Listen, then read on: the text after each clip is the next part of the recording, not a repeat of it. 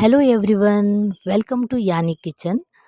ಇವತ್ತು ನಾವು ಸಿಂಪಲಾಗಿ ಒಂದು ಎಗ್ ಪೆಪ್ಪರ್ ಫ್ರೈ ಹೇಗೆ ಮಾಡೋದು ಅಂತ ನೋಡೋಣ. ಅದಕ್ಕೆ ನಾನು ಒಂದು ಟೊಮ್ಯಾಟೊ ಹಚ್ಚಿದ್ದೇನೆ, ಒಂದು ನೀರುಳ್ಳಿ, ದೊಡ್ಡದಾದ ಗಾತ್ರದಲ್ಲಿ ನೀರುಳ್ಳಿ ಕಟ್ ಮಾಡಿ ಇಡಬೇಕು, ಒಂದು 2-3 ಬೆಳ್ಳುಳ್ಳಿ, ಎಲ್ಲವನ್ನು ಹಚ್ಚಿ ರೆಡಿ ಮಾಡ್ಕೊಂಡಿರಬೇಕು.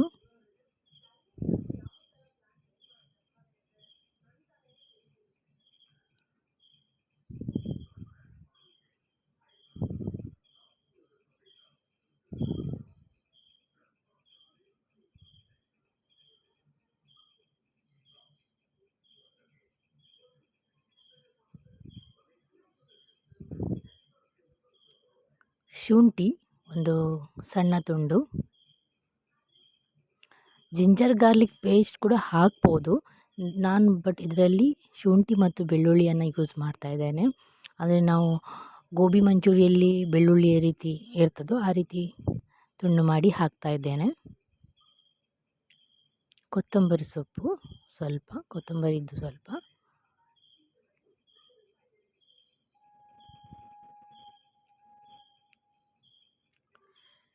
ನಂತರ ಒಂದು ಬಾಣಲೆಯಲ್ಲಿ ಎಣ್ಣೆ ಹಾಕಿ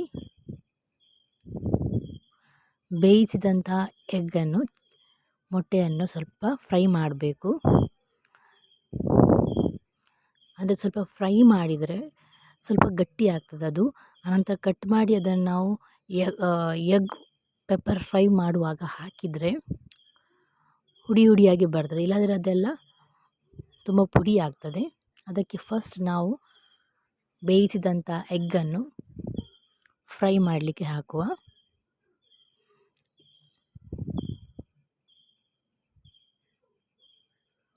ಮತ್ತು ಸ್ವಲ್ಪ ಅರಶಿನ, ಬೇಕಿದ್ದರೆ ಖಾರದ ಪುಡಿ ಕೂಡ ಹಾಕ್ಬೋದು. ಇಲ್ಲಿ ನಾನಿಲ್ಲಿ ಹಾಕಲಿಲ್ಲ.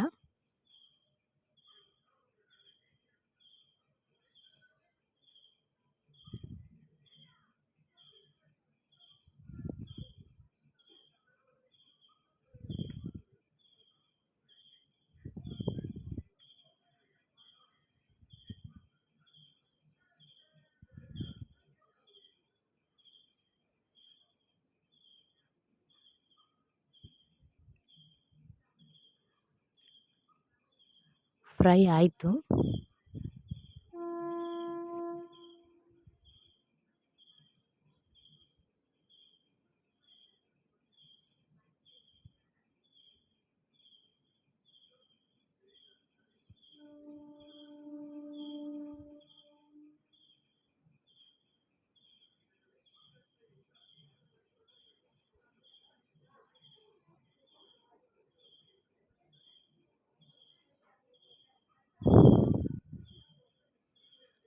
ಈಗ ಸ್ವಲ್ಪ ಎಣ್ಣೆ ಹಾಕಿ ನಾವು ಹಚ್ಚಿದಂತಹ ನೀರುಳ್ಳಿ, ಬೆಳ್ಳುಳ್ಳಿ, ಟೊಮ್ಯಾಟೊ, ಶುಂಠಿ, ಕೊತ್ತಂಬರಿ ಸೊಪ್ಪು ಎಲ್ಲವನ್ನು ಕೂಡ ಹಾಕಿ ಫ್ರೈ ಮಾಡುವ.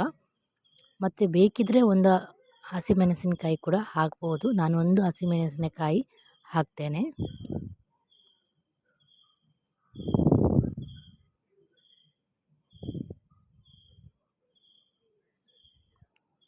ಕರಿಬೇವು,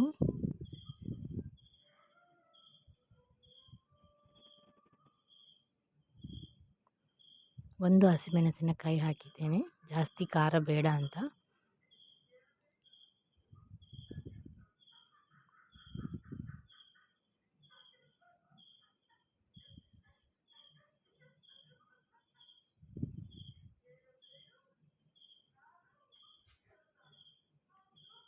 ಅರಶಿನ ಹುಡಿ,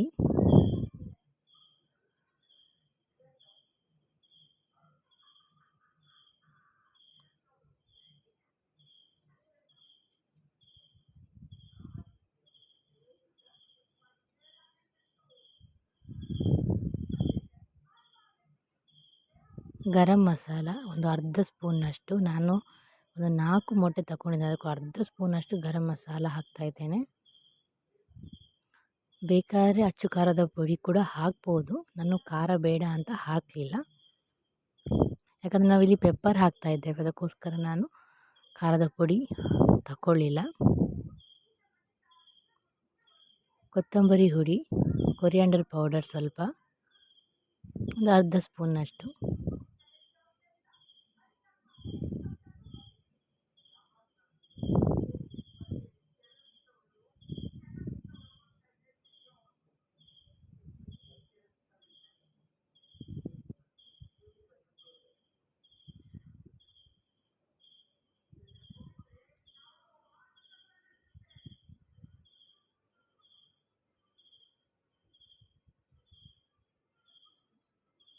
ಫ್ರೈ ಆಗಿದೆ, ಇನ್ನು ಎಗ್ಗನ್ನು ಹಾಕುವ ನಾವು.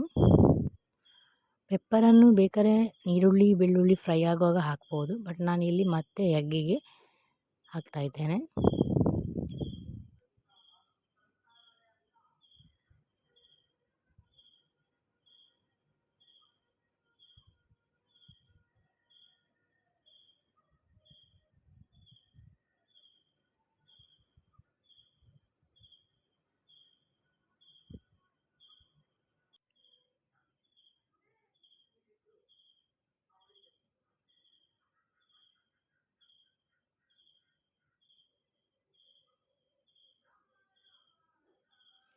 ರುಚಿಗೆ ಬೇಕಾದಷ್ಟು ಉಪ್ಪು,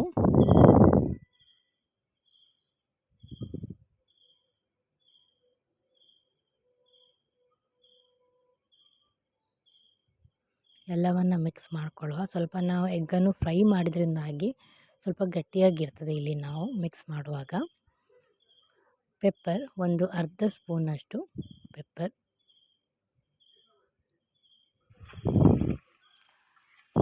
ರೆಡಿಯಾಗಿದೆ. ಎಗ್ ಪೆಪ್ಪರ್ ಫ್ರೈ ಅನ್ನದ ಜೊತೆ, ಗಂಜಿ ಜೊತೆ, ಚಪಾತಿ ಜೊತೆ, ಅನ್ನ ಸಾಂಬಾರು ಜೊತೆ ಕೂಡ ಆಗ್ತದೆ. ಸೊ ಅನ್ನ ಸಾಂಬಾರು, ಗಂಜಿ ಜೊತೆ, ಚಪಾತಿ ಜೊತೆ ಒಳ್ಳೆ ಕಾಂಬಿನೇಷನ್. ಟ್ರೈ ಮಾಡಿ. Thank you.